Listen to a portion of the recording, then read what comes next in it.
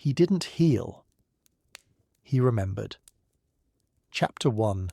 The Weight of What We Carry. You have been walking through life carrying invisible stones in your pockets, each one placed there by moments when you believed you were not enough, when love felt conditional, when your tears were met with impatience instead of understanding. Tonight, in this quiet space between sleep and waking, you are invited to set them down. The room around you holds shadows that have become familiar companions. These are not the frightening shadows of childhood nightmares, but the gentle darkness that knows your secrets. The darkness that has watched you pretend to be smaller than you are, that has witnessed every performance of happiness when your heart felt hollow. You've learned to apologize for taking up space, to shrink your voice when it wants to sing, to dim your light when others cannot bear its brightness. But here, in this sacred pause between day and night, you are permitted to remember something your soul has been whispering all along. There was a time before you learned to be ashamed of your sadness, before you discovered that anger was dangerous and joy was too loud, before you understood that love came with conditions and acceptance required you to become someone else entirely. The child you once were knew how to cry without explanation, how to laugh until your belly ached, how to love with the fierce totality that terrified the adults around you. That child is not gone. They have been waiting in the corners of your dreams, in the moments between heartbeats, in the silence after you've said goodbye. Your heart has been a museum of unfinished conversations. Words you should have spoken, truths you should have shared, love you should have claimed. Each unopened door in this museum holds a part of you that you traded away for safety, for acceptance, for the illusion of being loved. But safety built on self-abandonment is no safety at all. It is a castle made of paper, beautiful from a distance but dissolving at the first sign of rain. You have lived in this paper castle for so long that you've forgotten what it feels like to stand on solid ground.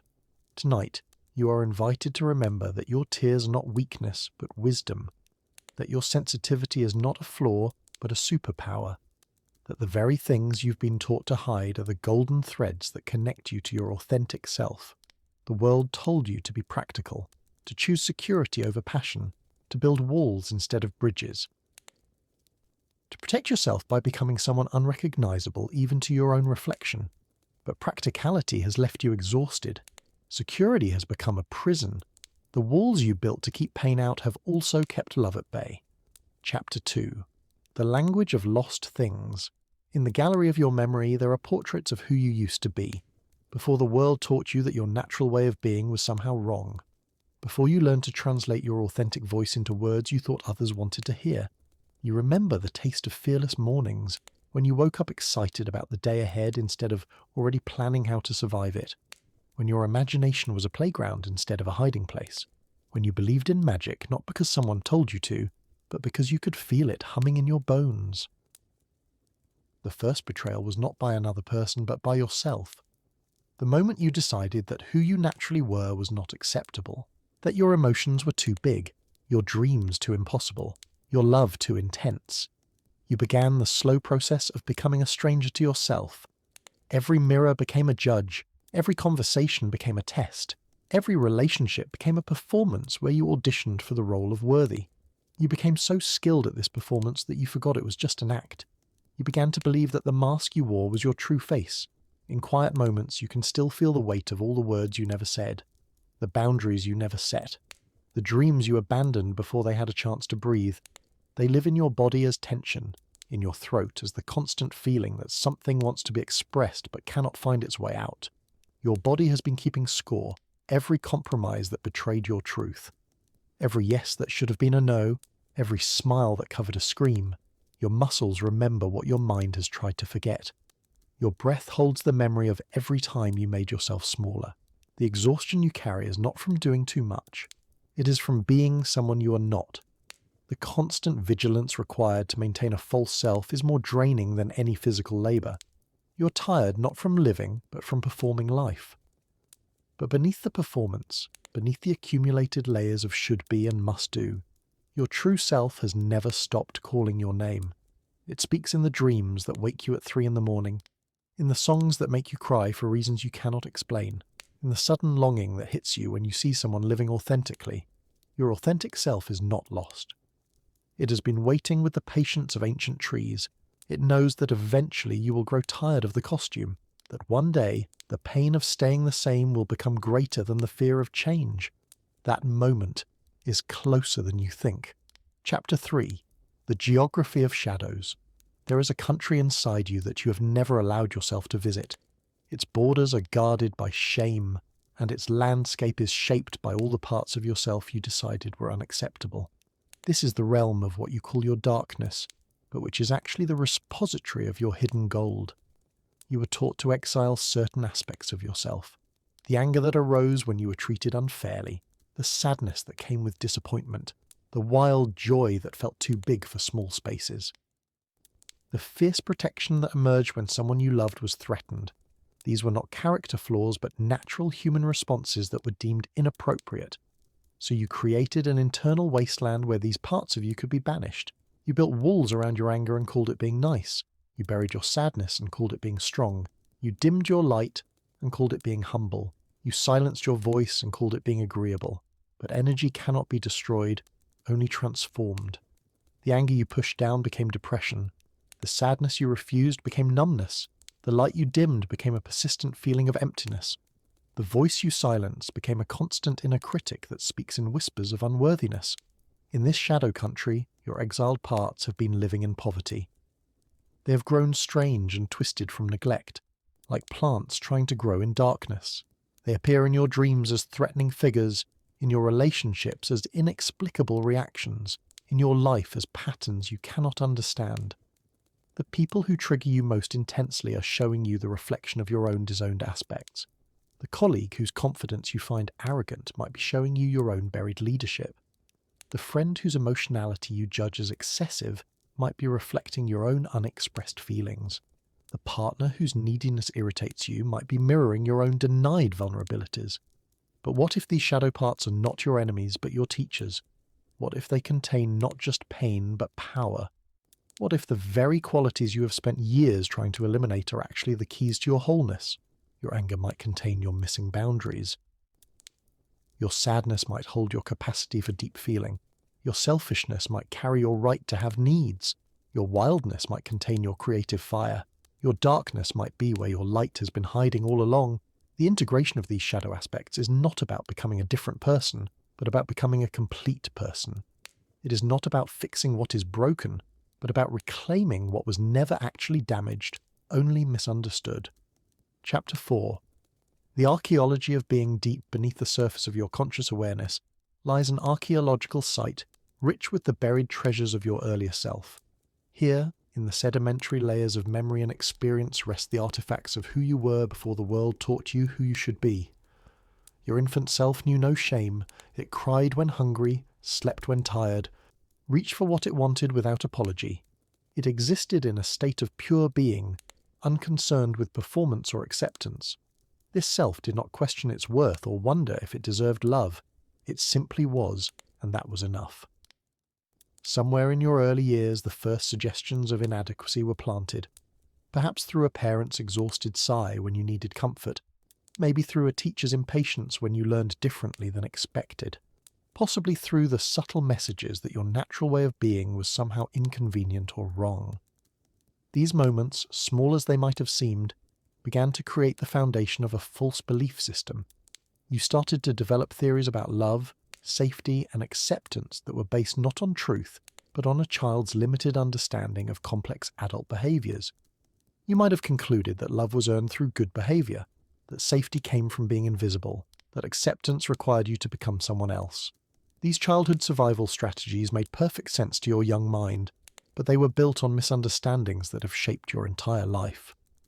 The little girl who learned to be the peacemaker to keep her parents from fighting is still living inside you, desperately trying to manage everyone else's emotions. The little boy who discovered that his tears made adults uncomfortable is still there, choking back feelings that need to be expressed. The child who was told they were too sensitive is still apologizing for having a tender heart. These inner children have been frozen in time, still operating from the same fears and strategies that once kept them safe. They do not know that you are no longer powerless. They have not received the message that you have grown strong enough to handle rejection, wise enough to discern safe people, and valuable enough to command respect. Your inner children need to know that you are no longer at the mercy of others' moods, opinions, or approval, that you have developed resources they could never have imagined, that you can now give them the protection, understanding, and unconditional love they have been seeking from others. Chapter 5. The Museum of Unspoken Words. In the chambers of your heart there exists a vast collection of words that were never given voice, conversations that ended before they began, truths that dissolved before they could take shape, love declarations that withered in the space between intention and expression. You have been curator to this museum of silence, carefully preserving each unspoken word, each swallowed truth, each unexpressed feeling. You tell yourself you are protecting others from your authentic expression, but you are actually protecting yourself from the vulnerability of being truly seen, the I love you that stayed trapped behind your teeth because you feared it would not be returned, the I'm hurt that transformed into a smile because conflict felt too dangerous, the I need help that became I'm fine because asking for support felt like admitting failure. Each swallowed word has added weight to the stone in your throat. Your silence has been a form of self-imprisonment. You have traded your voice for the illusion of safety, your truth for the promise of acceptance, your authenticity for the hope of love. But the safety you purchased with silence is fragile. The acceptance you earned through pretending is conditional. The love you received while hiding is incomplete. The words you have not spoken have taken up residence in your body. They live in the tension between your shoulder blades. They hide in the tightness of your jaw. They accumulate in the shallow space of your breath. Your unexpressed voice has been slowly suffocating you from the inside. But your unspoken words are not dead. They are seeds waiting for the right conditions to sprout. They are songs that have been waiting for you to become brave enough to sing them. They are truths that have been patient while you learn to trust yourself enough to speak them. The people who truly belong in your life are waiting to hear your authentic voice. They are not looking for your performance, but for your presence. They are not seeking your perfection, but your truth. They cannot love the real you if you never show them who that is. Your voice matters not because of what others think of it, but because it is yours. It carries the unique frequency of your soul. It holds the power to call your authentic life into being. It is the bridge between who you have been pretending to be and who you actually are. Chapter 6. The Alchemy of Transformation. There comes a moment in every life when the pain of remaining the same becomes greater than the fear of change, when the costume you have been wearing begins to feel suffocating rather than protective, when the performance that once earned you acceptance starts to feel like a betrayal of everything sacred within you. This moment feels like death because in many ways it is. It is the death of the false self that you have been nurturing and protecting, the death of strategies that once served you but now confine you, the death of beliefs about yourself and the world that were never actually true. But every death in the realm of the psyche is followed by a resurrection. What dies is not your essence but your limitations. What falls away is not your value but your pretense. What transforms is not your core but your understanding of what that core actually contains. The process of transformation is rarely gentle. It often arrives disguised as crisis, loss, or breakdown. The relationship that ends, forcing you to face your patterns. The job that disappears, compelling you to question your identity. The illness that slows you down, demanding you listen to what your body has been trying to tell you. These disruptions are not punishments, but invitations. They are your soul's way of creating the conditions necessary for growth. They are the earthquakes that crack open the hard ground of your defended heart, making space for something new to take root. In alchemical terms, this is the stage called solve et coagula. Dissolve and coagulate. The old structures must be broken down before new ones can be built. The false gold of your personas must be burned away to reveal the true gold of your authentic self.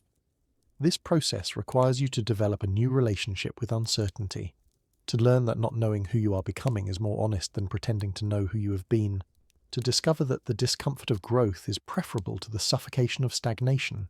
Chapter 7. The Cartography of Dreams. Every night while your conscious mind rests, another part of you goes to work.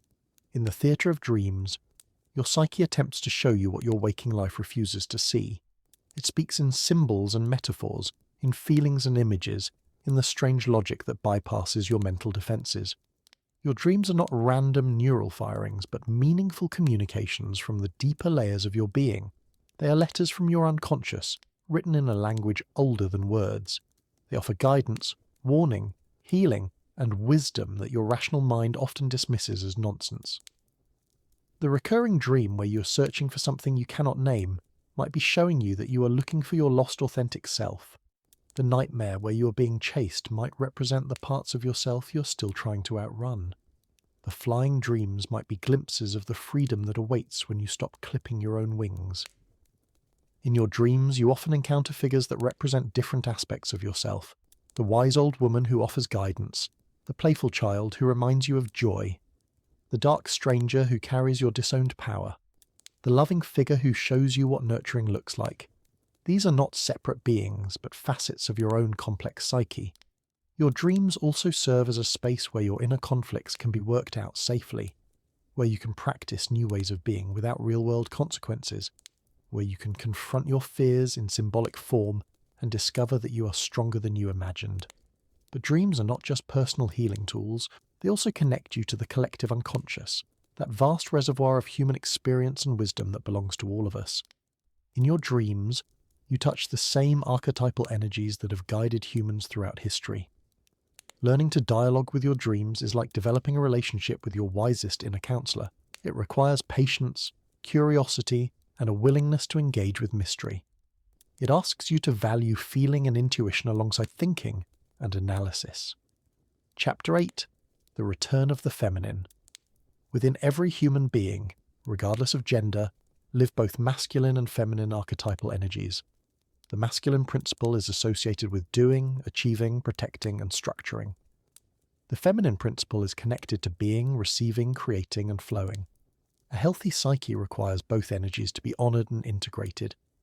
Our culture has been imbalanced toward the masculine for so long that many of us have forgotten what healthy feminine energy even looks like. We have been taught to value productivity over rest, thinking over feeling, competition over collaboration, and conquest over cultivation. This imbalance shows up in your personal life as the constant pressure to do more rather than be more, to achieve your worth rather than simply recognize it, to earn love through performance rather than receive it through presence, to solve problems through force rather than allow solutions to emerge through patience.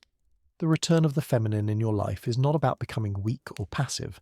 It is about remembering that receptivity is a form of strength, that intuition is a valid form of knowing, that cycles of rest and renewal are necessary for sustainable growth, that collaborative creation is more powerful than isolated achievement. The feminine principle teaches you to honor your emotional wisdom, to trust your cyclical nature, to value process as much as outcome. It reminds you that you are not a machine that should run constantly, but a living being that requires periods of dormancy to regenerate. This return might feel dangerous because you have been conditioned to believe that feminine qualities are liabilities in a masculine-dominated world. But what if your sensitivity is actually a superpower? What if your tendency to collaborate makes you a natural leader? What if your cyclical energy is more sustainable than constant output? Integrating the feminine means learning to trust your body's wisdom, to honor your need for beauty and meaning, to value relationships as much as achievements. It means allowing yourself to receive support, to be vulnerable, to admit when you do not have all the answers. Chapter 9. The Council of Archetypes. Deep in the underground chambers of your psyche sit figures that have been waiting to counsel you. These are not personal memories, but archetypal energies that represent fundamental human experiences and potentials. They are the inner wisdom figures that every mythology and spiritual tradition has recognized in some form. The mother archetype holds your capacity for nurturing, not just others but yourself. She reminds you that you are worthy of the same tenderness you offer so freely to others. She teaches you that self-care is not selfish but necessary. She shows you how to create the safety and security you have been seeking from the external world. The father archetype carries your inner authority and capacity for healthy boundaries. He helps you discern between what is yours to carry and what belongs to others. He teaches you to protect your energy, to say no without guilt, to stand up for your values even when others disagree. The lover archetype embodies your capacity for passion, pleasure, and deep connection. This figure reminds you that you were born to experience joy, to create beauty, to feel deeply. The lover shows you that your heart's desires are not frivolous but sacred guidance about what you need to feel fully alive. The warrior archetype holds your courage and determination. Not the warrior that conquers others, but the one that conquers the internal dragons of fear, shame, and self-doubt. This energy teaches you to fight for your authentic self, to defend your boundaries, to persist in pursuit of what matters most to you. The wise woman or wise man archetype represents your accumulated wisdom and your connection to something greater than your individual self. This figure helps you see the bigger picture of your life, to understand that your struggles have been initiation into deeper wisdom, to trust the process even when you cannot see the destination. The child archetype carries your wonder, creativity, and capacity for play. This energy reminds you that life is not just about surviving, but about experiencing magic, curiosity, and delight. The child shows you that you do not have to earn the right to joy. It is your birthright. Chapter 10. The Shadow's Gift. The shadow is not your enemy, but your teacher. It is not the evil within you, but the gold you have not yet recognized. It contains not just your disowned darkness, but your disowned light. It holds not only your potential for destruction, but your potential for creation. You fear your shadow because you have been taught that certain human experiences are unacceptable, that anger makes you bad, that sadness makes you weak, that selfishness makes you unlovable, that desire makes you wrong. But these are not universal truths. They are cultural conditioning that has severed you from your wholeness. Your anger might contain your passion for justice. Your sadness might hold your capacity for compassion. Your selfishness might carry your right to have needs. Your desire might contain your creative life force. Your darkness might be where your authentic power has been hiding. The shadow also contains your unlived life. The career you never pursued because it seemed impractical. The relationship you never allowed because it felt too risky. The creative expression you never explored because it seemed frivolous. The adventure you never took because it seemed irresponsible. These unlived possibilities do not simply disappear. They live in your shadow as regret, as the feeling that something is missing, as the sense that you are not living your full potential. They whisper to you in moments of dissatisfaction, calling you toward a more complete expression of who you are. Integrating your shadow is not about acting on every impulse or abandoning all moral considerations. It is about acknowledging the full spectrum of your humanity. It is about bringing conscious awareness to the aspects of yourself you have been denying. It is about finding healthy ways to express the energies you have been suppressing. This integration allows you to reclaim your personal power, to access the full range of your emotional intelligence, to make choices from consciousness rather than unconscious reaction. To become a more complete and authentic human being, Chapter 11, The Great Remembering. Carl Jung once observed, "Until you make the unconscious conscious, it will direct your life and you will call it fate." This is the great work of becoming human, not the achievement of perfection, but the integration of all aspects of yourself into conscious awareness. You have been living as if you are broken and need to be fixed, as if you are incomplete and need to find your missing pieces, as if you are inadequate and need to become someone better. But what if none of this is true? What if you're not broken but simply disconnected from your wholeness? The spiritual traditions speak of remembering rather than learning, of uncovering rather than acquiring, of returning rather than arriving somewhere new. They suggest that what you seek is not foreign to you, but is your original nature, temporarily obscured by layers of conditioning and forgetting. Your authentic self is not something you need to create, but something you need to remember. It is not a destination you must reach, but a reality you must acknowledge. It is not a person you must become, but the person you have always been beneath the costumes and performances. This remembering often begins with moments of recognition, times when you feel most like yourself, experiences that make you think, "This is who I really am," relationships where you feel seen and accepted for your authentic nature, creative expressions that flow effortlessly from your core. These moments are not aberrations, but glimpses of your true nature. They are invitations to remember what you have temporarily forgotten. They are calls to return home to yourself after years of wandering in the wilderness of others' expectations. The journey of remembering requires you to question everything you have been told about who you should be, to examine the beliefs about yourself that you have never consciously chosen, to distinguish between your authentic voice and the internalized voices of parents, teachers, peers, and society. Chapter 12. The Wounded Healer. There is an archetype that appears in every culture, in every mythology, in every spiritual tradition. It is the figure of the wounded healer, the one who gains the power to heal others through their own experience of suffering and recovery. This archetype may hold the key to understanding the deeper purpose of your pain. Your wounds are not accidents or punishments, but initiations. They are the crucible in which your compassion is forged, your wisdom is earned, your strength is tested and proven. They are the source of your ability to recognize and heal similar wounds in others. The person who has never experienced depression cannot truly understand the darkness that others face. The one who has never felt abandoned cannot offer authentic comfort to those struggling with loneliness. The individual who has never questioned their worth cannot guide others toward self-acceptance. Your deepest wounds often become your greatest gifts. Your sensitivity, once seen as a liability, becomes your ability to attune to others' emotional needs.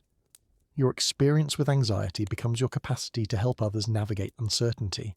Your struggle with self-worth becomes your power to see the inherent value in everyone you meet. This transformation does not happen automatically. It requires you to move from unconscious suffering to conscious understanding, from being a victim of your wounds to being a steward of the wisdom they contain, from hiding your scars to honoring them as evidence of your resilience. The wounded healer knows that healing is not about returning to some previous state of innocence, but about integrating all experiences into a more complete understanding of what it means to be human. It is about becoming someone who can hold space for others' pain because you have learned to hold space for your own. Jung himself embodied this archetype. His own psychological breakdown led to his groundbreaking understanding of the human psyche. His personal journey through the dark night of the soul became the foundation for theories that have helped millions of people understand their own inner landscapes. Chapter 13. The Sacred Marriage. Within your psyche, there is a wedding waiting to take place, not between you and another person, but between the various aspects of yourself that have been living in separation, the conscious and unconscious, the light and shadow, the masculine and feminine, the child and adult, the human and divine. This inner marriage is what alchemists called the conjunctio, the sacred union that creates something greater than the sum of its parts. It is the integration that transforms the lead of your fragmented self into the gold of your authentic wholeness. For too long, you have been at war with yourself, your thoughts criticizing your feelings, your mind dismissing your body's wisdom, your adult self judging your inner child, your light trying to eliminate your darkness. This internal conflict has exhausted you and prevented you from accessing your full power. The sacred marriage requires you to stop fighting yourself and start negotiating. To recognize that every aspect of your psyche has something valuable to contribute, that your emotions are not obstacles to your rationality, but information that complements it, that your darkness is not the enemy of your light, but its necessary counterpart. This integration begins with developing an internal dialogue rather than an internal monologue. Instead of one voice dominating all others, you learn to facilitate conversations between different aspects of yourself. You become an internal mediator, helping seemingly conflicting parts find common ground. Your anxious part might be trying to protect you from real dangers. Your angry part might be defending important boundaries. Your sad part might be grieving necessary losses. Your joyful part might be celebrating authentic victories. When these parts are no longer exiled but included in your internal council, they can work together instead of against each other. The sacred marriage also involves learning to love yourself the way you have always wanted to be loved by others, unconditionally, completely, without the need to earn it or maintain it through performance. This self-love is not narcissism, but the foundation for all authentic relationships. Chapter 14. The Laboratory of Relationships. Every relationship in your life is a laboratory where you conduct experiments in being human. Each person you encounter reflects back to you aspects of yourself that you might not otherwise see. They serve as mirrors, teachers, and catalysts for your growth. The people who irritate you most are often showing you something about yourself that you have not yet integrated. The colleague whose confidence you find arrogant might be reflecting your own disowned leadership abilities. The friend whose emotional expression makes you uncomfortable might be showing you your own suppressed feelings. But relationships are not just mirrors for your shadow, they also reflect your light. The qualities you most admire in others are often potentials within yourself that you have not yet fully claimed. The person whose creativity inspires you is showing you your own creative possibilities. The friend whose courage amazes you is reflecting your own untapped bravery. Your closest relationships often activate your deepest wounds and your greatest healing potential. The person you love most might trigger your fear of abandonment, your struggle with worth, your need for control. But they also offer you the opportunity to heal these wounds in the context of safety and care. The patterns that repeat in your relationships are not coincidences but curriculum, the same dynamics appearing with different people, the same conflicts arising in various contexts, the same emotions being triggered by similar situations. These patterns are your psyche's way of giving you multiple opportunities to learn what you need to learn. Healing your relationship patterns requires you to take responsibility not for others' behavior, but for your own responses. To recognize that you cannot change anyone else, but you can change how you show up. To understand that the only person whose healing you can guarantee is your own. As you heal and integrate more aspects of yourself, your relationships naturally transform. You attract different people. You respond differently to the same people. You create healthier boundaries. You communicate more authentically. You love more freely because you are no longer trying to get your unmet needs met through others. Chapter 15. The Art of Becoming. Becoming your authentic self is not a destination, but an art form. It is not something you achieve once and then maintain, but something you practice daily. It is not about reaching a state of perfection, but about embracing a process of continuous unfolding. This art requires you to develop new skills, the ability to sit with uncertainty without rushing to premature conclusions, the capacity to feel difficult emotions without immediately trying to escape them, the courage to speak your truth even when your voice shakes, the wisdom to distinguish between what is yours to carry and what belongs to others. The art of becoming asks you to be patient with your process. To understand that integration takes time, that healing happens in layers, that growth occurs in spirals rather than straight lines. You will revisit the same issues at deeper levels, each time with greater wisdom and capacity. You must learn to be gentle with yourself during this process, to treat yourself with the same compassion you would offer a dear friend going through difficulty, to recognize that your struggles are not evidence of failure, but proof that you are brave enough to keep growing. The art of becoming also requires you to embrace paradox. You must be strong enough to be vulnerable, confident enough to admit when you do not know, independent enough to ask for help, wise enough to remain curious, mature enough to play. This journey is not about becoming someone new, but about becoming who you have always been beneath the layers of conditioning and protection. It is about stripping away what is not authentic until only your essence remains. It is about returning home to yourself after years of living in exile. Chapter 16, The Counsel of Your Future Self. In the realm of imagination and possibility, there exists a version of you who has already walked this path of integration and remembering. This future self has learned to embrace all aspects of their humanity. They have healed the wounds that currently define you. They have integrated the shadows you still fear. They have claimed the light you are afraid to shine. This future self is not perfect. They are complete. They have not eliminated their humanity, but have learned to work with it skillfully.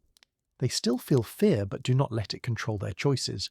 They still experience sadness, but do not let it define their identity. They still make mistakes, but do not let them diminish their worth.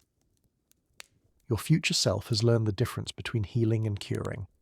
They understand that healing is not about eliminating all pain, but about changing your relationship to pain. Not about avoiding all challenges, but about developing the resources to meet them. Not about becoming invulnerable, but about becoming resilient. This version of you has discovered their unique gifts and learned to share them generously with the world. They have found their authentic voice and use it to speak truth and offer comfort. They have claimed their personal power and use it in service of something greater than themselves. Your future self has also learned the art of healthy relationships. They can love deeply without losing themselves. They can be intimate without abandoning their boundaries. They can be supportive without becoming codependent. They can be vulnerable without being naive. Most importantly, your future self has learned to trust the process of life. They know that every experience, pleasant or difficult, is serving their growth. They understand that their wounds were initiation into wisdom. They recognize that their struggles were preparation for their service. This future self is not a fantasy, but a potential that exists within you right now. Every choice you make either moves you toward this integration or away from it. Every moment of consciousness, every act of self-compassion, every step toward authenticity brings this future self into the present. Chapter 17. The Return to Wholeness. Jung understood that the goal of psychological development is not happiness, but wholeness. Not the elimination of darkness, but the integration of all aspects of the psyche into conscious awareness. Not the achievement of perfection, but the acceptance of your complete humanity.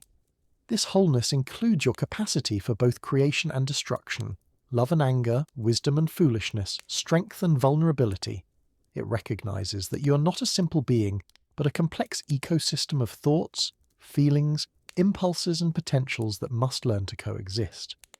The return to wholeness requires you to stop dividing your experiences into good and bad, acceptable and unacceptable, spiritual and unspiritual.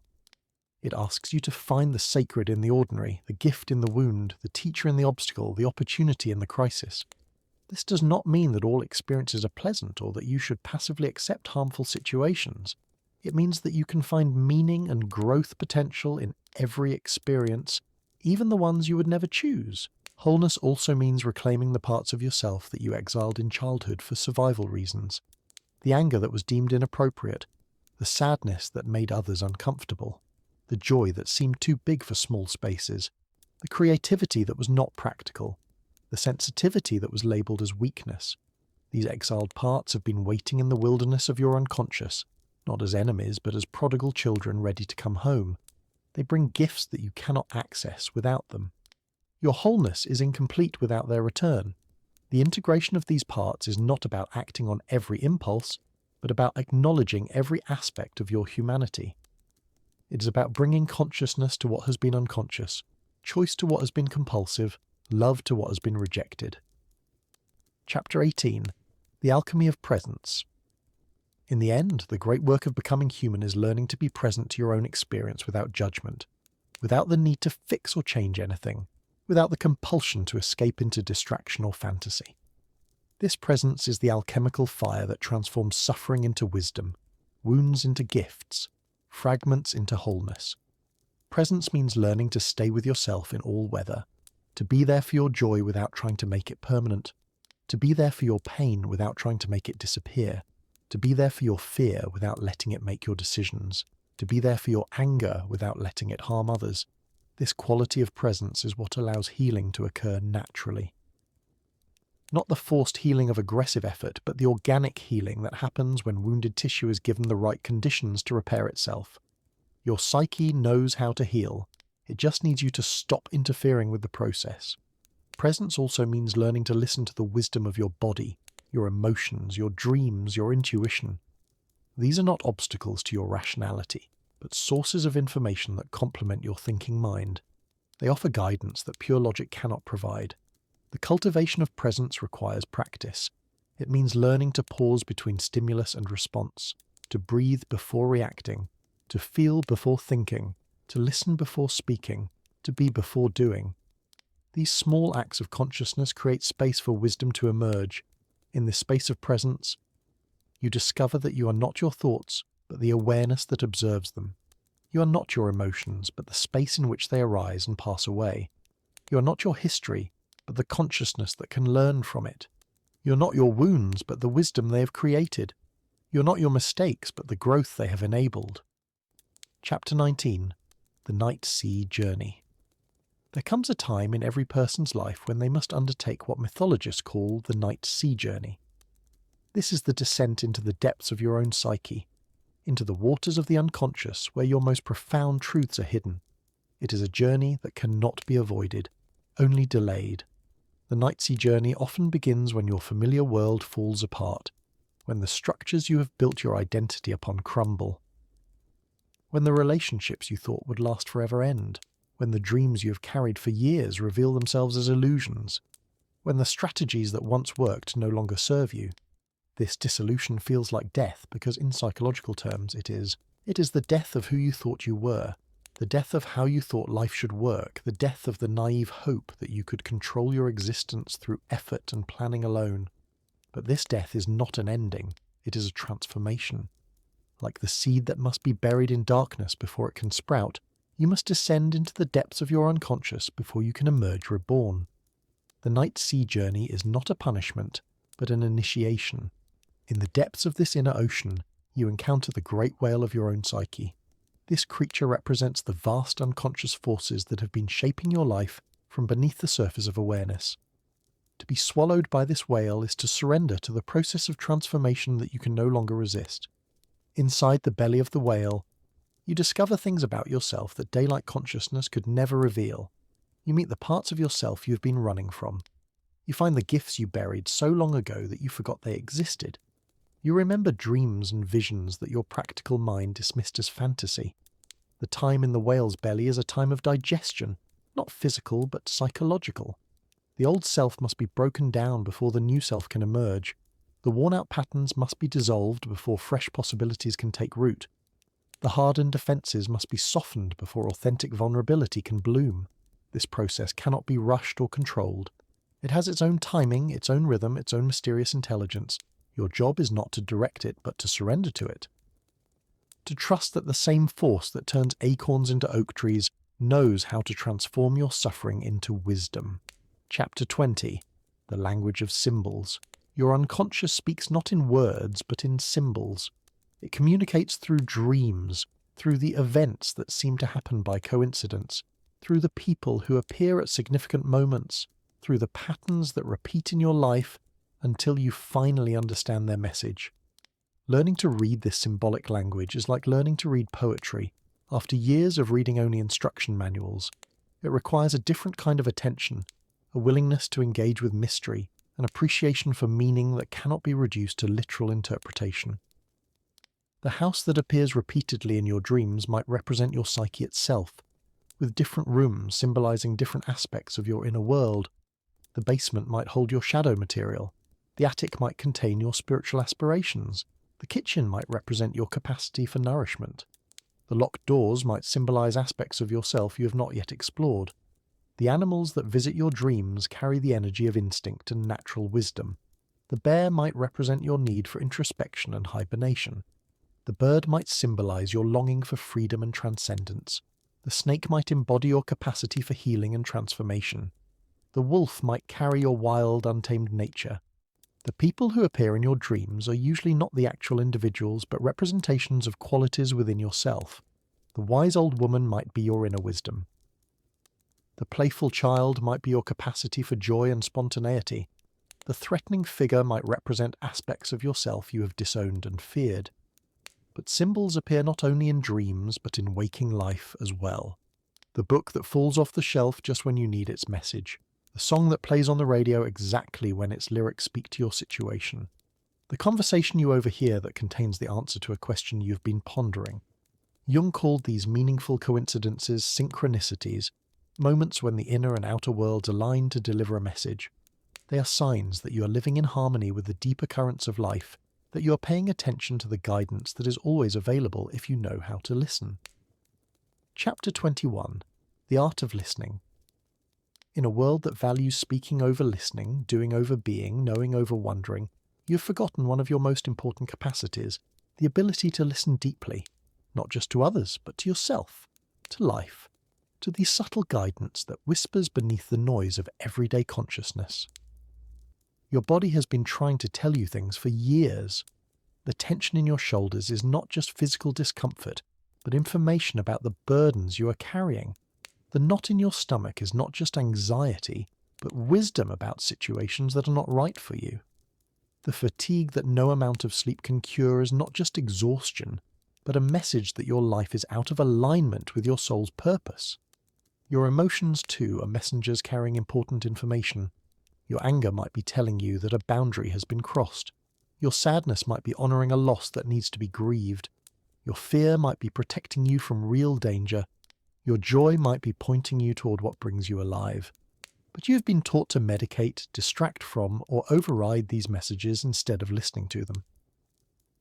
You have learned to push through fatigue instead of resting, to suppress anger instead of examining its cause, to avoid sadness instead of allowing it to teach you about love. Learning to listen requires you to create space for silence in your life. Not just external silence, but internal silence. moments when you stop trying to figure everything out and simply allow yourself to be present to what is arising in your awareness. This listening is not passive, but actively receptive. It is the difference between hearing and truly listening, between looking and really seeing, between thinking about your experience and actually feeling it. It is the quality of attention that allows wisdom to emerge from the depths of your being. In this deep listening, you begin to discern the difference between the voice of your authentic self and the voices of conditioning that have been running your life. Your authentic voice speaks with quiet authority, without the need to convince or justify. It knows things without knowing how it knows them. It offers guidance that serves your highest good, even when it is difficult to follow. Chapter 22. The Alchemy of Forgiveness. There is no healing without forgiveness, but forgiveness is perhaps the most misunderstood concept in the realm of emotional and spiritual growth. It is not about condoning harmful behavior, forgetting painful experiences, or reconciling with people who continue to cause damage. True forgiveness is an inner alchemy that transforms the poison of resentment into the medicine of freedom. You carry within your body and psyche the residue of every unprocessed hurt, every unhealed betrayal, every moment when you were treated with less care than you deserved. This residue shows up as tension, as reactivity, as patterns of protection that once served you but now confine you. The person you most need to forgive is often yourself, for the mistakes you made when you knew better, for the times you abandoned yourself to please others, for the dreams you gave up too easily, for the words you spoke in anger and the love you withheld in fear, for being human in a world that taught you that humanity was a flaw to be overcome. Self-forgiveness is not about excusing your mistakes, but about understanding them in context. You did the best you could with the resources you had at the time. Your younger self was operating from limited information, carrying wounds you had not yet healed, using strategies that made sense within their understanding of the world. Forgiving others does not require you to trust them again, or to expose yourself to further harm. It does not mean that what they did was acceptable or that consequences should not follow. It means that you are no longer willing to carry the poison of resentment in your own system. This forgiveness is ultimately selfish in the higher sense. You do it not for others, but for your own freedom. Every moment you spend in resentment is a moment stolen from your present life. Every ounce of energy you invest in rehashing old hurts is energy unavailable for creating new possibilities. The process of forgiveness often begins with allowing yourself to feel the full extent of your hurt and anger. You cannot forgive what you have not fully acknowledged. The rage you have been afraid to feel might be the gateway to your power. The grief you have been avoiding might be the doorway to your compassion. Chapter 23. The Sacred Wound. Every person carries what could be called a sacred wound, a deep hurt that has shaped their character, informed their compassion, and pointed them toward their unique contribution to the world. This wound is not a mistake or a punishment, but a teacher disguised as an enemy. Your sacred wound might be the experience of feeling unseen, unheard, or misunderstood. It might be the pain of abandonment, rejection, or betrayal. It might be the struggle with feeling not good enough, too much, or fundamentally flawed. Whatever form it takes, this wound has been your unwanted companion for most of your life. You have probably spent considerable energy trying to heal this wound in the conventional sense, trying to make it go away, to overcome it, to prove that it no longer affects you. But what if healing does not mean eliminating the wound, but rather changing your relationship to it? What if the goal is not to be rid of it, but to understand its gift? Your sacred wound has given you X-ray vision for similar pain in others. It has taught you empathy that cannot be learned from books. It has developed in you a sensitivity that allows you to offer exactly the kind of understanding that you once needed but did not receive. The teacher who was told they were not smart enough becomes the educator who recognizes and nurtures intelligence in all its forms. The healer who experienced profound illness develops the ability to hold space for others' suffering. The artist who felt like an outsider creates work that gives voice to the marginalized and misunderstood. Your wound has also been a source of strength, though you may not have recognized it as such. Every time you have had to find resources within yourself that you did not know existed, every time you have had to stand up after being knocked down, every time you have had to create safety where none existed, your wound has been forging your resilience. The integration of your sacred wound involves neither denial nor wallowing. but a mature recognition of its place in your story. It means honouring the ways it has shaped you, without allowing it to define you. It means using the wisdom it has given you without remaining trapped in its pain. This wound, fully integrated, becomes your unique medicine, the specific form of healing that you're here to offer the world. Not despite your woundedness, but because of how you have learned to dance with it. Chapter 24. The Return to Innocence. There is a difference between naivety and innocence. Naivety is the absence of experience, the state of not knowing how cruel and complicated the world can be. Innocence is the presence of wisdom that has met the cruelty and complication, but has not allowed it to close the heart. You may have thought that growing up meant becoming cynical, that maturity required you to expect the worst from life and people. You may have believed that protecting yourself meant building walls so high that nothing could hurt you again. But this is not wisdom. It is a wound pretending to be strength. True innocence is not about being untouched by pain, but about remaining open despite being touched by it. It is about maintaining your capacity for wonder even after you have seen behind the curtain. It is about choosing to believe in goodness even after you have encountered evil. This return to innocence does not make you vulnerable in the way that naivety does. You're not blind to reality, but you refuse to let reality's harshness define your inner landscape. You see clearly, but you choose to look for light even in dark places. The innocent heart knows that not all people can be trusted, but refuses to stop trusting altogether. It understands that not all dreams come true, but continues to dream anyway. It recognizes that not all love lasts forever, but loves fully in each moment. This quality of innocence is what allows you to start over, to begin again, to believe in possibilities that evidence does not yet support. It is what enables you to see people's potential rather than just their problems, to find beauty in broken places, to plant gardens in the midst of wastelands. Your innocence is not something you lost in childhood that you must somehow recover. It is a quality that exists in you right now, waiting to be chosen. Every moment offers you the opportunity to respond with cynicism or with innocence. Every encounter gives you the choice to see through the eyes of hurt or through the eyes of hope. The return to innocence is perhaps the most radical act of healing available to you. In a world that profits from your cynicism and despair, choosing innocence is an act of rebellion. It is a declaration that you will not allow the worst of human nature to define your expectations of the best. Chapter 25. The Counsel of Your Ancestors. You're not the first person in your lineage to struggle with the human condition. You're not the first to feel lost, alone, or uncertain about your place in the world.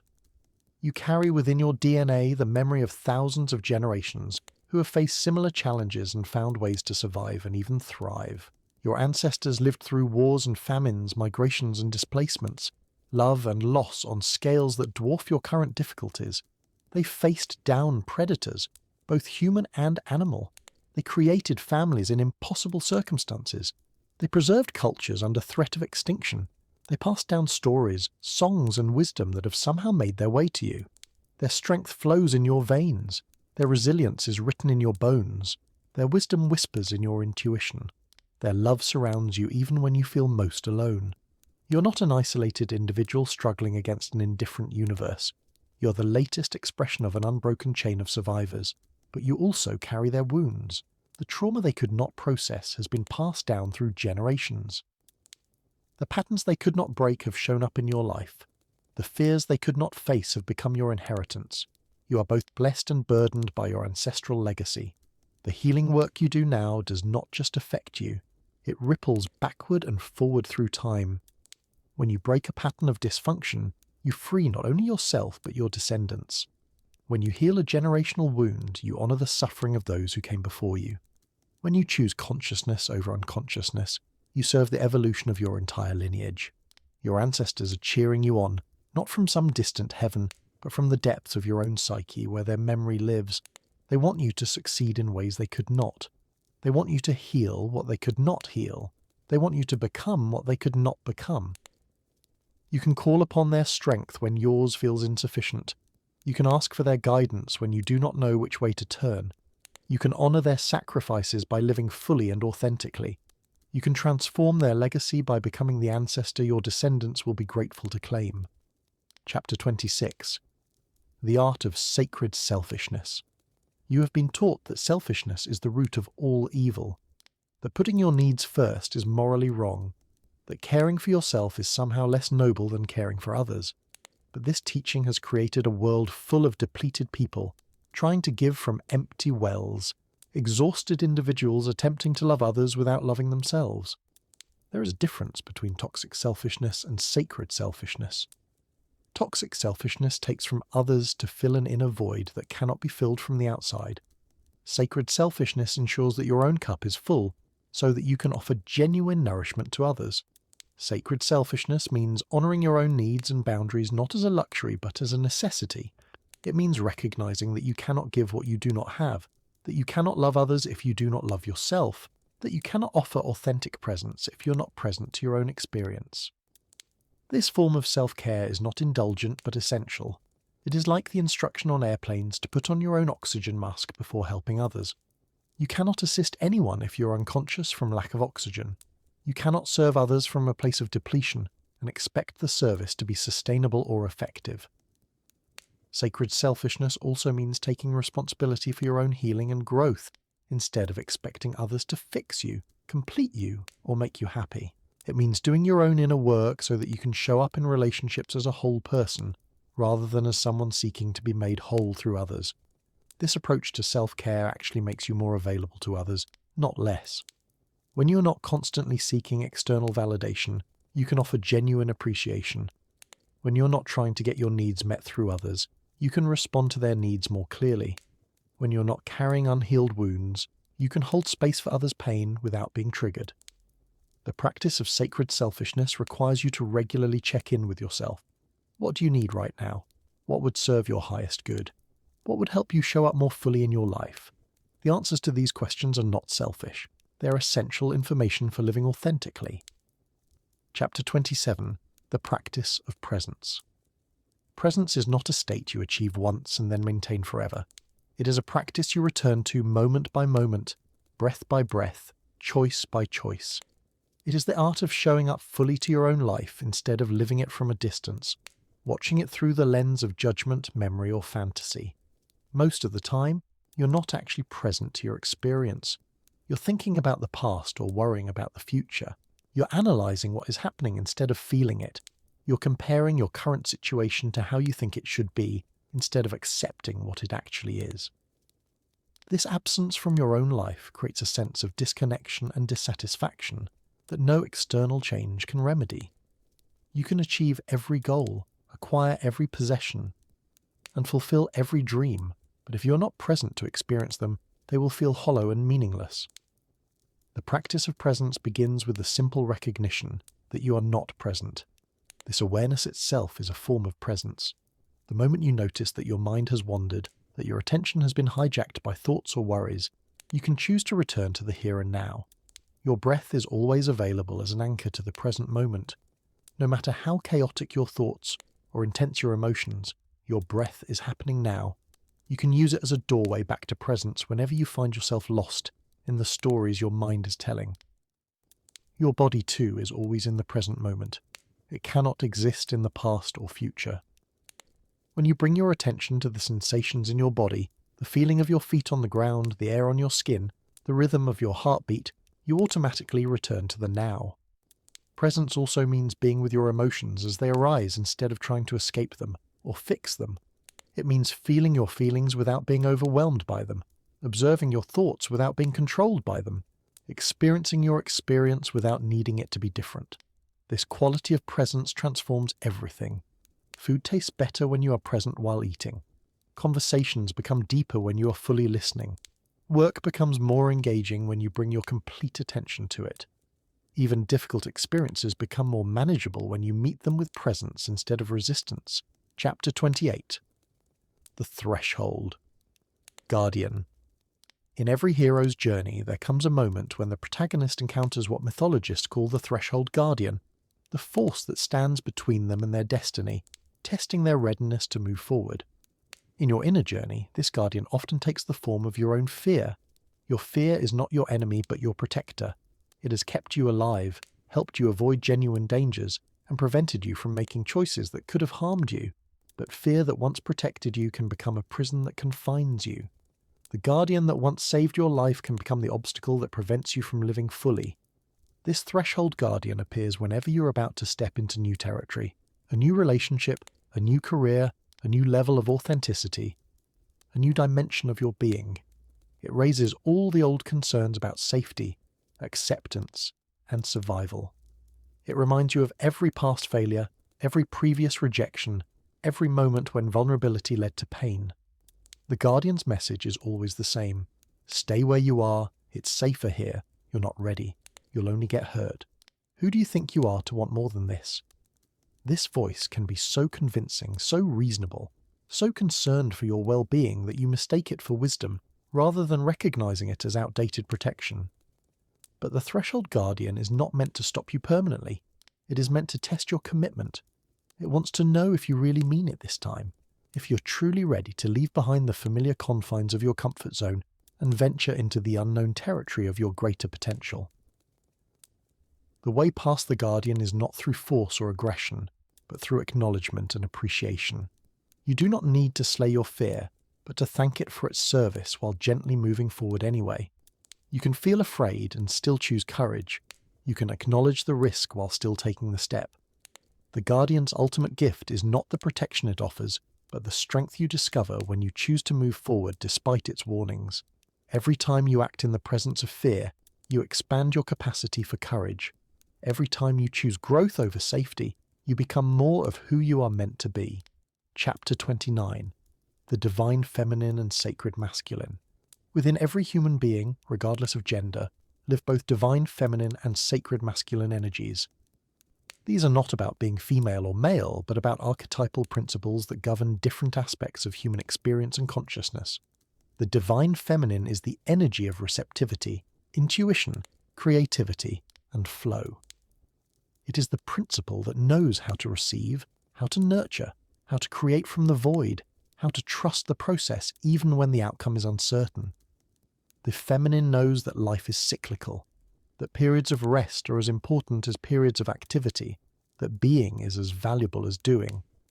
The sacred masculine is the energy of action, direction, protection, and structure.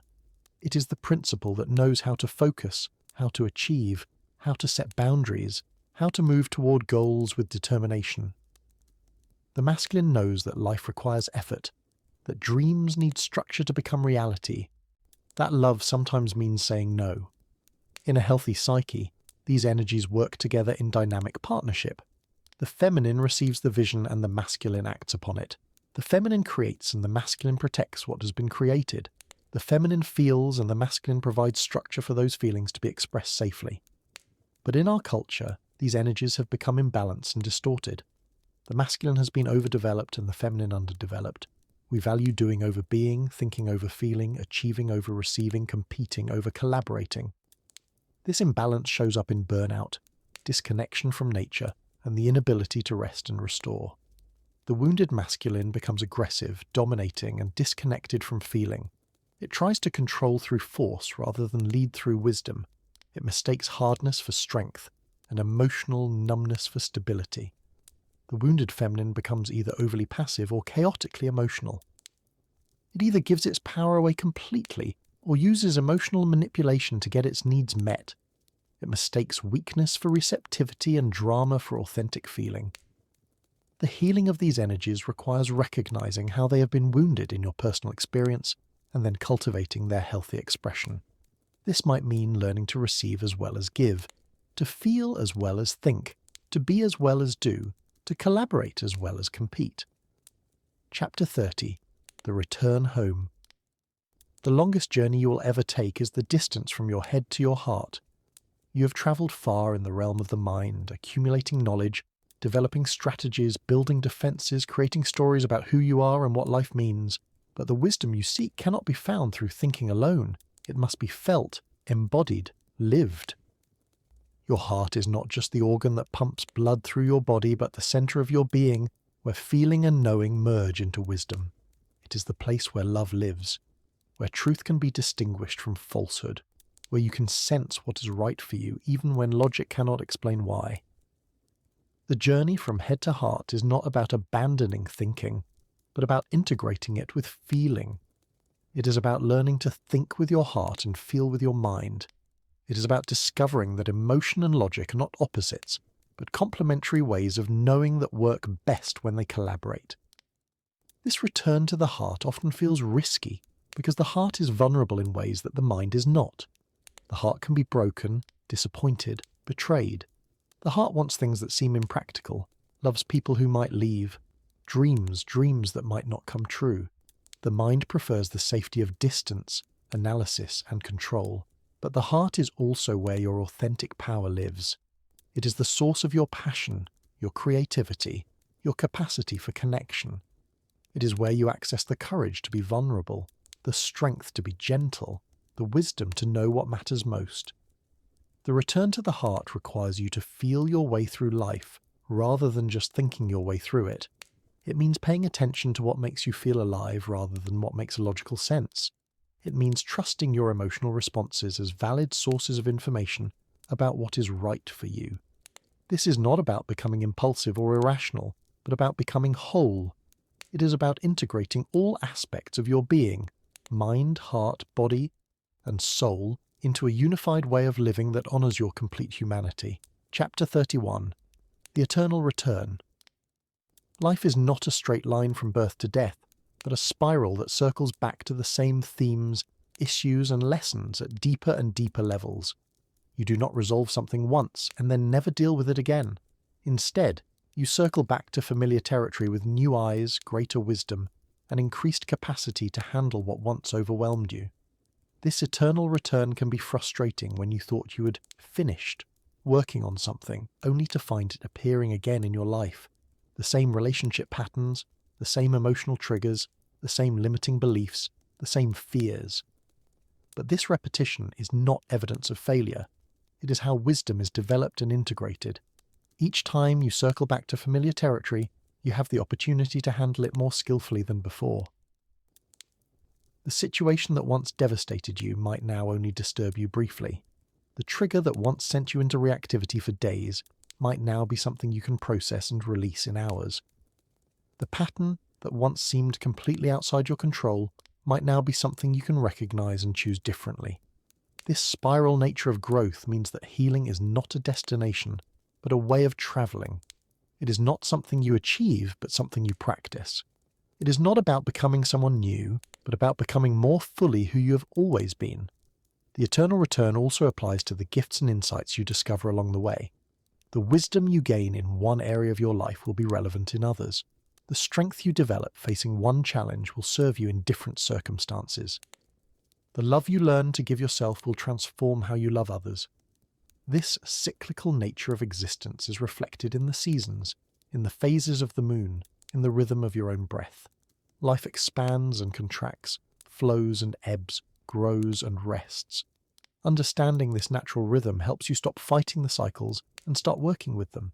You're not meant to be constantly growing, constantly happy, constantly productive. You are meant to live in harmony with the natural rhythms of expansion and contraction, activity and rest, effort and surrender. This is not failure. This is how life works. Chapter 32. The Great Work. Carl Jung called the process of psychological development the great work, the lifelong journey of becoming conscious, integrating the shadow, and actualizing your authentic potential. This work is great not because it is better than other kinds of work, but because it is the work that makes all other work meaningful. The great work is not a project you complete, but a way of living. It is the commitment to consciousness over unconsciousness, to truth over comfort, to growth over safety, to love over fear. It is the decision to participate actively in your own evolution rather than letting life happen to you. This work begins with the recognition that you are not a finished product, but a work in progress. That you are not broken and need to be fixed, but whole and need to be discovered. That you are not empty and need to be filled, but full and need to be expressed. The great work involves learning to be present to your own experience without judgment, to feel your feelings without being overwhelmed by them, to think your thoughts without being imprisoned by them, to honor your needs without demanding that others meet them, to love yourself without conditions. It requires you to take responsibility for your own healing and growth while recognizing that you cannot do it alone, to seek support while maintaining your autonomy, to be vulnerable while keeping yourself safe, to be open while maintaining boundaries. The great work is ultimately about becoming who you were meant to be before the world told you who you should be. It is about expressing your unique gifts, sharing your authentic voice, and contributing your particular medicine to the healing of the world. This work is never finished because consciousness is infinite, and there is always more to discover, integrate, and express. But this is not a burden. It is the adventure of being human. It is what gives life meaning and depth and wonder. Chapter 33. The Invitation. And so you find yourself here, at the end of this particular journey through the landscape of your inner world, but really at the beginning of a much larger adventure. The words you have read are not the truth, but invitations to discover your own truth. The insights offered are not prescriptions, but possibilities to explore in your own unique way. You are being invited to remember that you're not a problem to be solved, but a mystery to be lived. That you're not broken and in need of fixing, but whole and in need of remembering. That you're not alone in your struggles, but part of a vast community of humans, all trying to figure out how to be human. This invitation extends beyond this moment of reading into all the moments of your life, into every relationship that challenges you to grow, into every loss that teaches you about love, into every fear that calls you to courage, into every dream that beckons you toward your fuller expression. You are invited to trust the process of your own unfolding, even when you cannot see where it is leading, to believe in your own worth even when others cannot see it, to honor your own truth even when it is inconvenient, to love your own heart even when it has been broken. This is not an invitation to perfection, but to authenticity, not to having all the answers, but to living the questions, not to eliminating all struggle, but to finding meaning in the struggle, not to becoming someone else, but to becoming more fully yourself. The path ahead is not easy, but it is yours. It is not mapped out in advance, but it reveals itself as you walk it. It is not guaranteed to lead to happiness, but it promises to lead to wholeness. And in the end, wholeness is worth more than happiness, because it includes happiness but is not dependent on it. You are ready for this journey not because you have no more work to do, but because you are willing to do the work. Not because you are unafraid, but because you are willing to move forward in the presence of fear. Not because you have all the answers, but because you are committed to living the questions. Chapter 34. The Whisper of Dawn. As this long night of the soul draws toward its close, you might notice something shifting in the quality of darkness around you. It is still night, but it is the kind of night that knows dawn is coming. The kind of silence that is pregnant with possibility. The kind of stillness that hums with potential. This shift is not dramatic, but subtle, like the first barely perceptible lightening of the eastern sky. You have been in darkness so long that you had almost forgotten that light exists, but your body remembers. Your soul remembers. Some part of you that has been waiting patiently through the long night begins to stir with anticipation. The person you are becoming is starting to emerge from the person you have been, not through force or effort, but through the natural process of growth that happens when the right conditions are present. You have been creating those conditions through your willingness to look honestly at yourself, to feel deeply, to question what you have been told, to trust what you know in your bones. This emergence is not about becoming someone new, but about allowing who you have always been to finally come forward. It is like a sculptor revealing the statue that was always present in the stone, removing only what was never meant to be there. The real you has been waiting beneath the layers of conditioning, protection, and performance. Patient as a seed in winter soil, you might be tempted to rush this process, to force the dawn to come faster, to make the transformation happen on your timeline. But dawn cannot be hurried. Growth cannot be forced. The soul operates on its own mysterious schedule, and your job is to trust the timing even when you cannot understand it. What you can do is remain present to this liminal time, this threshold between night and day, this sacred space between who you were and who you are becoming. You can breathe into the uncertainty. You can soften into the not knowing. You can allow yourself to be birthed by this process rather than trying to birth yourself. The whisper of dawn is not a voice you hear with your ears, but a feeling you sense in your bones. It is the subtle shift from despair to hope, from confusion to clarity, from fragmentation to wholeness. It is the quiet recognition that something fundamental has changed, even if you cannot yet name what it is. Chapter 35. The Song of Your Soul. Beneath all the noise of daily life, beneath the chatter of your worried mind, beneath the accumulated layers of shoulds and musts and have-tos, your soul has been singing. It has never stopped singing, even during your darkest moments, even when you could not hear it, even when you convinced yourself it did not exist. This song is not made of words but of essence. It is the unique frequency of your being, the particular note that only you can sound in the great symphony of existence. It carries the melody of your deepest truth, the rhythm of your authentic desires, the harmony of your gifts harmonizing with the needs of the world. Your soul's song has been trying to guide you all along. It was there in the activities that made you lose track of time, in the dreams that felt more real than waking life, in the moments when you felt most like yourself, in the people who seemed to see you clearly, in the places where you felt most at home, but you have been taught to listen to other songs. The song of achievement that promises you will be valuable if you accomplish enough. The song of approval that whispers you will be loved if you please enough people. The song of security that claims you will be safe if you control enough variables. These songs are seductive, but they are not yours. Learning to distinguish your soul's song from all the other melodies competing for your attention is perhaps the most important skill you can develop. It requires you to get very quiet, very still, very honest about what actually moves you versus what you think should move you. Your soul's song grows stronger as you give it attention, as you make choices that honor it, as you structure your life around its melody rather than trying to make it fit into structures that were never meant for it. The more you listen to it, the clearer it becomes. The more you follow it, the more confident it sounds. This song is not selfish but sacred. It is not just about your personal fulfillment, but about your unique contribution to the healing and evolution of the world. When you sing your soul's song, you give others permission to sing theirs. When you live from your authentic center, you create space for others to do the same. The world needs your song. Not the song you think it wants to hear, not the song that makes you popular or successful, but the song that only you can sing. The song that carries your particular medicine, your unique perspective, your irreplaceable gift to the whole. Chapter 36. The Circle Complete. You began this journey carrying the weight of who you thought you had to be. You end it with the lightness of knowing who you actually are. You started with questions about your worth and value. You conclude with the recognition that your worth was never in question, only your awareness of it.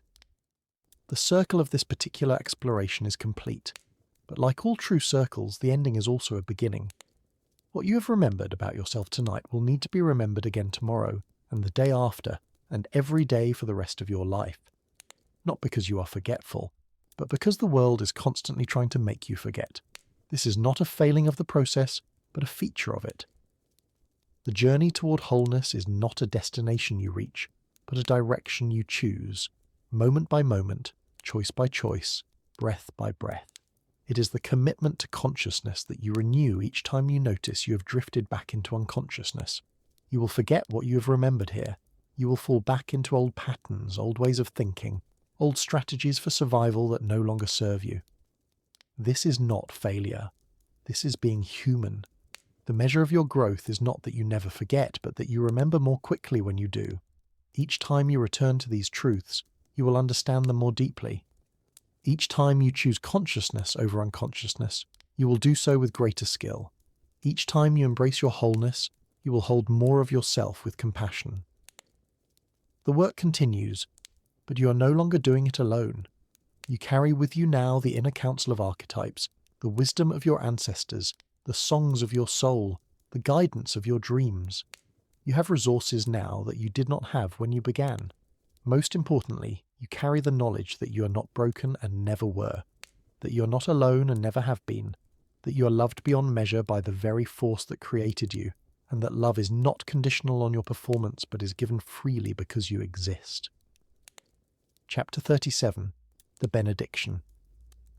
As the night begins its slow retreat, and the first intimations of dawn touch the edges of your awareness, receive this benediction, not from any external authority but from the deepest, wisest part of yourself that has been waiting patiently for this moment of recognition. May you remember that your sensitivity is not a weakness but a superpower, that your depth is not a burden but a gift, that your questions are not signs of faithlessness but evidence of a soul that refuses to accept easy answers to complex realities. May you trust the process of your own unfolding, even when it looks nothing like what you planned. May you have the courage to disappoint others when being true to yourself requires it. May you learn to receive love as freely as you give it. May you honor your cycles of expansion and contraction, knowing that both are necessary for growth. May you find the balance between effort and surrender, between holding on and letting go, between being and doing. May you forgive yourself for being human in a world that taught you humanity was a flaw.